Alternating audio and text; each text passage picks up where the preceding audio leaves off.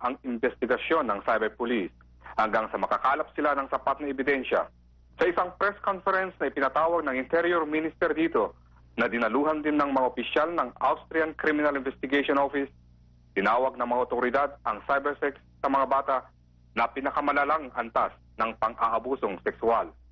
Ang pinakamaraming natukoy na pedophile ay galing sa Amerika, na sinundan ng Germany, France, Canada, Brazil, Belgium, Great Britain, the Netherlands, Czech Republic, Switzerland at Austria. Ang Global Child Porno Ring ay nadiskubre sa pamamagitan ng Internet Connection at File Sharing Program. Sa ilalim ng sistemang ito, nagpapalitan ng mga user sa buong mundo ng mga malalaswang video o larawan ng mga bata.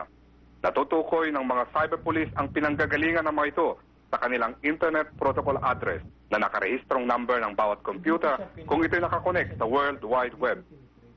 Dito sa Austria, ang pangungulekta ng child pornographic videos o pictures ay may sentensyang 2 taon, habang ang pagproduce o distribution nito ay katumbas ng 10 taong pagkabilanggo.